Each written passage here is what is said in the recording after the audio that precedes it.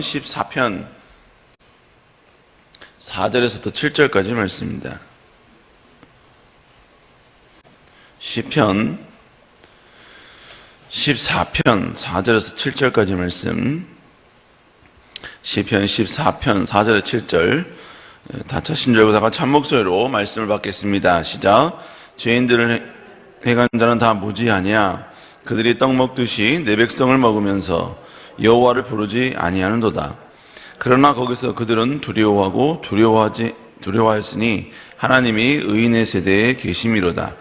너희가 가난한 자의 계획을 부끄럽게 하나 오직 여호와는 그의 피난처가 되시도다. 이스라엘의 구원이 시온에서 나오기를 원하도다. 여호와께서 그의 백성을 포로된 곳에서 돌이키실 때에 야곱이 즐거워하며 이스라엘이 기뻐하리로다. 아멘. 오늘 시편 14편 4절에서부터 7절의 말씀을 가지고 의인의 편이 되신 하나님, 의인의 편이 되신 하나님이라는 제목으로 함께 말씀을 나누겠습니다. 자, 오늘 시편 14편은 어느 일정한 형태로 구성이 되어 있습니다. 먼저 다윗은 1절서부터 4절까지 악인에 대해서 이야기를 하고 있습니다. 악인이 이렇게 흥하고 있다. 그런데 이 악인들의 흥함은 어떤 형태로 흥하고 있느냐? 1절에 보니까 그들은 먼저 하나님은 계시지 않는다라고 선언을 하고 있죠. 그리고 자신의 노력, 그리고 자신의 능력, 그리고 자신의 모든 노하우들을 가지고 부패하고 가증한 인생을 살아가면서 그들은 흥황한 인생을 살아가고 있습니다. 그러면서 그들은 하나님을 섬기는 힘없고 또 그들에 비해서 좀 열악한 바로 의인들을, 하나님을 섬기는 사람들을 조롱하고 공격을 하고 있죠. 자, 그러면서 이제 4절에 와서는 이 악한 자들의 모습에 대해서 조금 더 좀 살펴보고 있습니다.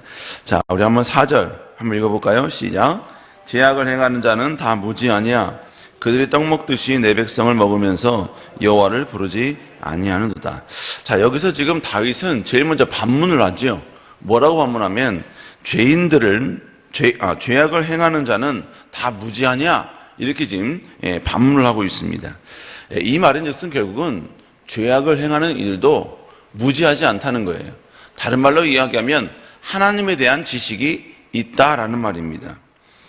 그럼에도 불구하고 그들의 한 행동이 뭐냐? 바로 그 다음 구절에 보니까 그들은 떡 먹듯이 내 백성을 먹으면서 여호와를 부르지 아니한다라고 이야기합니다.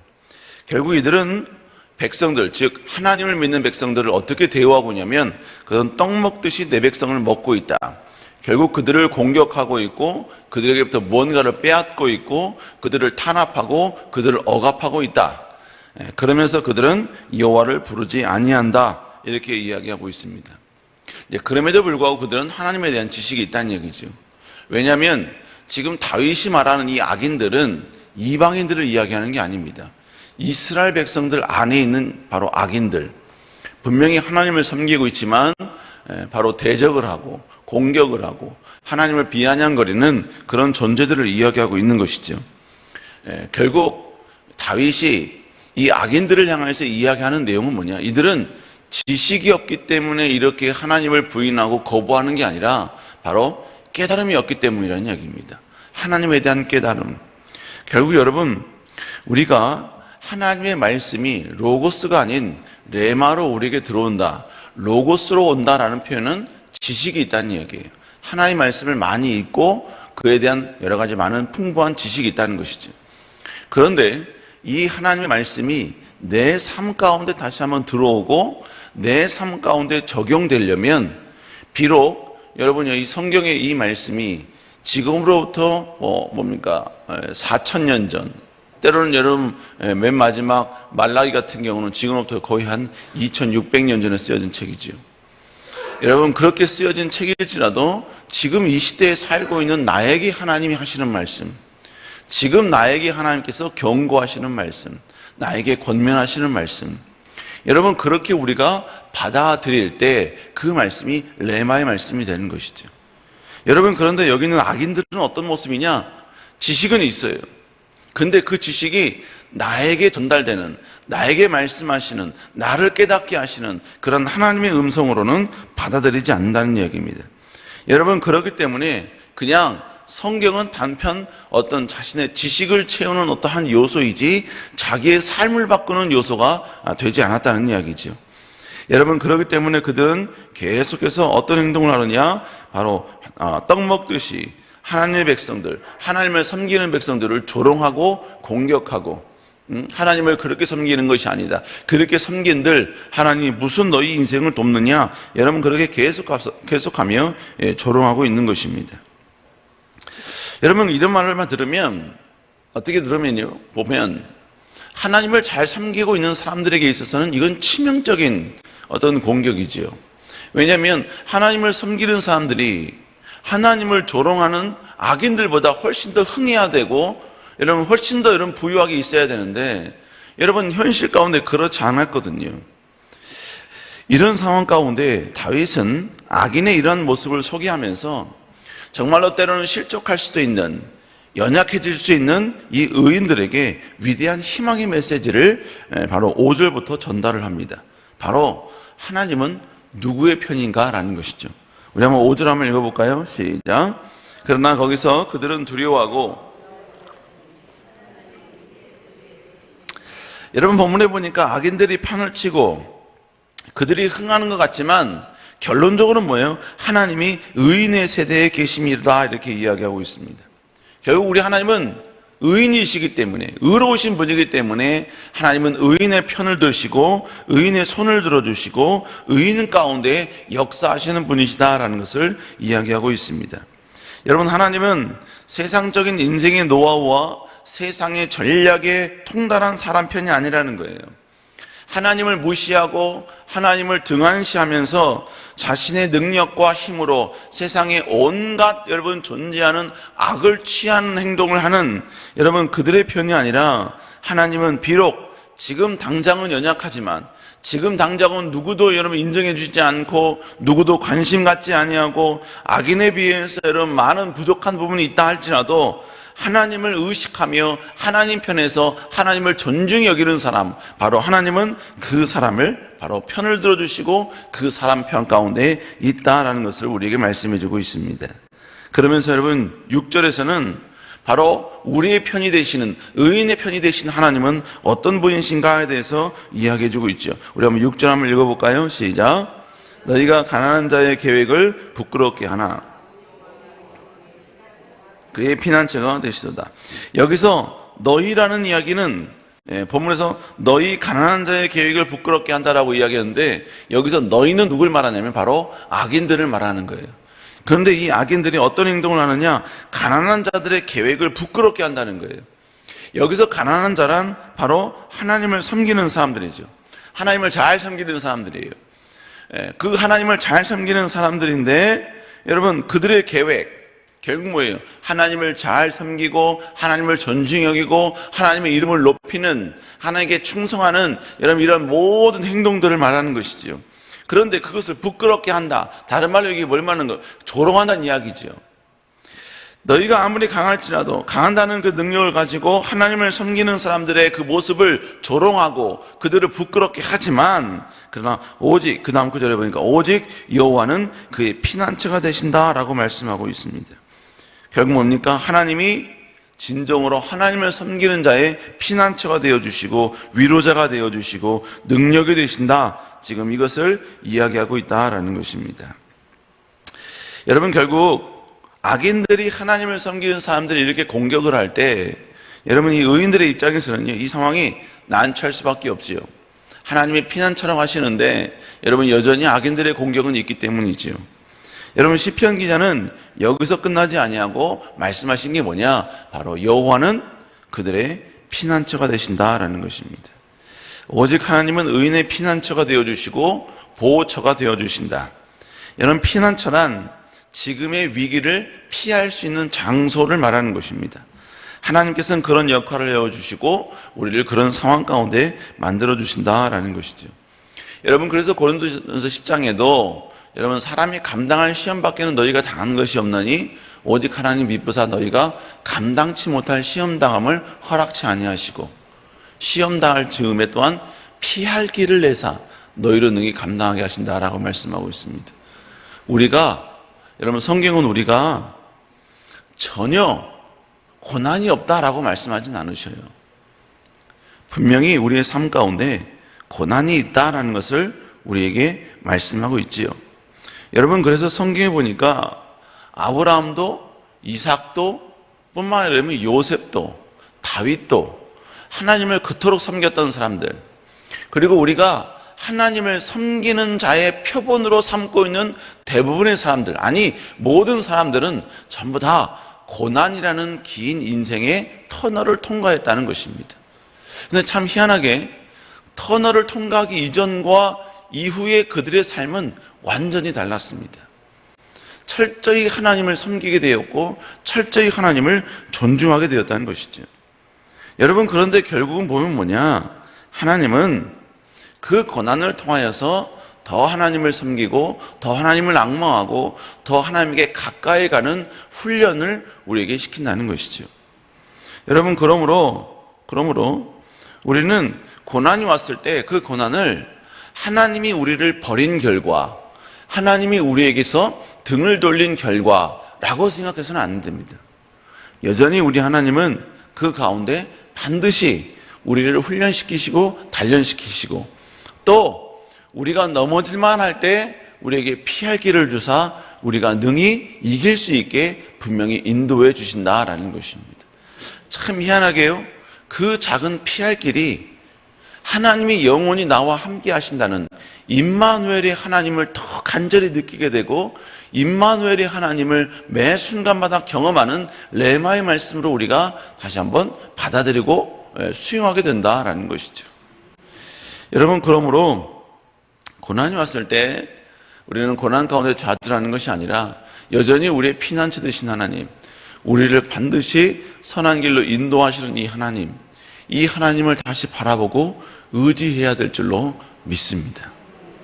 뿐만 아니라 여러분, 여호와가 나의 피난처가 된다는 표현은 반드시 우리 삶 가운데 고난도 올 수 있다라는 의미이기도 하지만 또 다른 의미는 뭐냐, 궁극적으로는, 결론적으로는 하나님은 우리를 보호하시고 인도하시고 선한 길로 축복해 주신다라는 것입니다. 지금 당장은 악인이 훨씬 더 승승장구해 보이고 악인이 더 잘 나가는 것처럼 보이고 하나님의 공의와 하나님의 율법을 완전히 무시한 채 여러분 세상의 법칙과 원칙으로 살아가는 사람이 훨씬 더 잘 나가는 것처럼 보이지만 그래서 또 그들은 삶이 평화로운 것처럼 보이지만 여러분 그러나 하나님은 결국 하나님을 선택한 자, 하나님을 존중히 여기는 자의 손을 들어주시고 여러분 분명히 악인들 앞에서 역전의 능력을 베풀어 주신다라는 것입니다. 여러분 결국 중요한 것은 의인에게 있을 고난은 절대로 고통 자체로 끝나는 것이 아니라 분명히 의가 되고 선이 되는 방향으로 진행하게 된다라는 것입니다. 결국 우리는 피난처가 되신 하나님, 승리케 하신 하나님을 우리는 반드시 경험하게 된다라는 것이죠. 여러분 그러려면 결국 우리는 어떻게 됩니까? 여러분 결론적으로 뭐냐면 그렇기 때문에 우리는 하나님을 더욱더 의지해야 된다는 것이죠.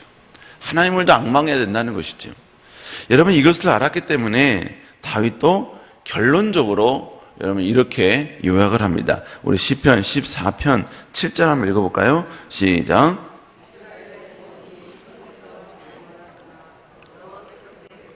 포로된 곳에서 돌이키실 때 야곱이 즐거워하고 이스라엘이, 자 본문에 보니까 다윗은 또 고백하죠. 이스라엘의 구원이 시온에서 나오기를 원하노다.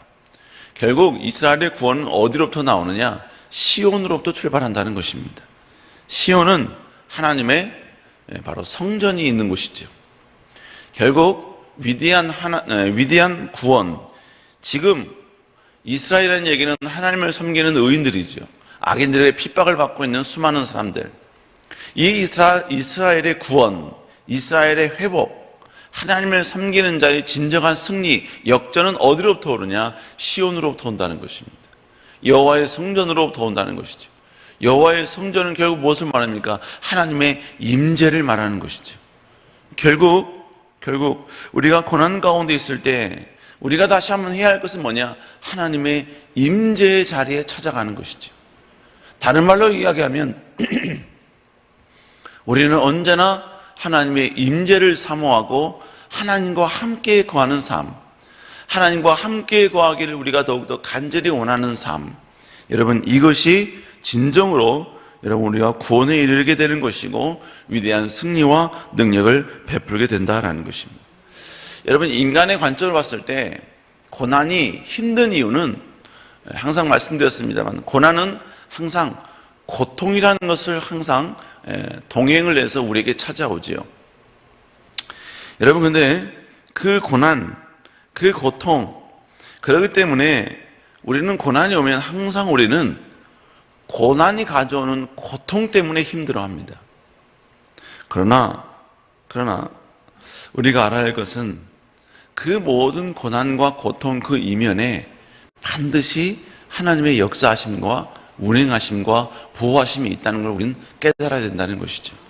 우리가 그것을 보면 고난 속에서도 우리는 다시 한번 기대가 생기는 거예요. 하나님이 어떻게 인도하실 것인가? 하나님이 어떻게 역사하실 것인가? 하나님이 다윗을 인도했던 것처럼 어떻게 우리의 삶을 인도할 것인가? 여러분 그 하나님의 인도하심을 우리가 기대한다면 우리는 고난 중에 주께 나올 수 있는 거죠.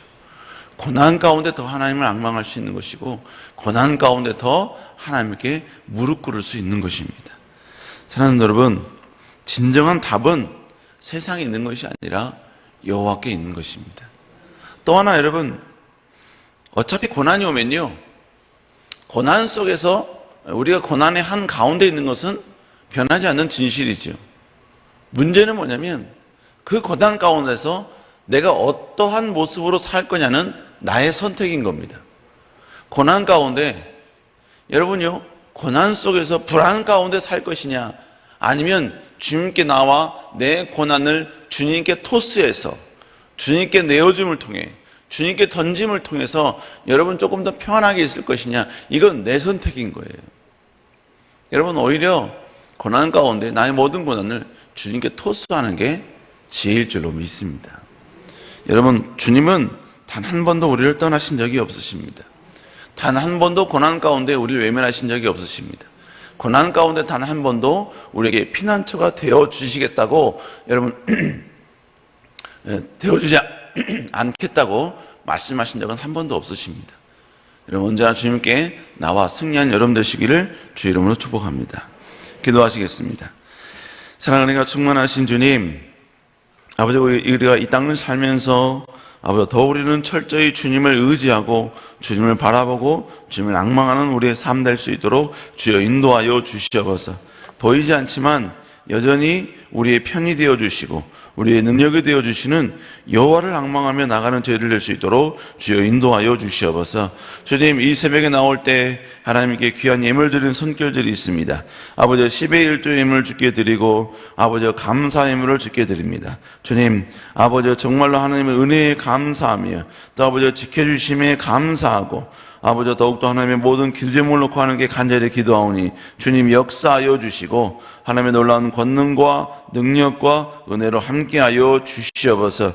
자녀를 위하여 기도하는 모든 손길 위에 주의 놀라운 위로가 있게 하여 주시며 특별히 1,000번째로 하나님께 예물 드리는 손길들 주님이 기억하여 주시고 더욱더 하나님을 신뢰하며 나아갈 때 여호와의 승리와 능력만이 임하게 하여 주시옵소서. 특별히 귀한 담임 목사님 붙잡아 주시고 지치지 않은 새 힘과 새 능력으로 함께하여 주시고 이번 한 주간 아버지 끊임없는 목회 일정 가운데 주께서 아버지 청년의 육체로 함께하여 주시옵소서. 여호와께서 우리 가운데 함께하시고 축복하시고 도우실 줄 믿사옵고 살아계신 예수님 이름으로 간절히 기도드렸사옵나이다. 아멘.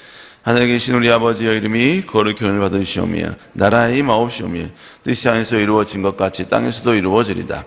오늘날 우리에게 일용할 양식을 주옵시고 우리가 우리에게 죄 지은 자를 사하여 준 것 같이 우리의 죄를 사하여 주옵시고 우리를 시험에 들지 말게 하옵시며 다만 악에서 구하옵소서. 대개 나라와 권세와 영광이 아버지께 영원히 있사옵나이다. 아멘.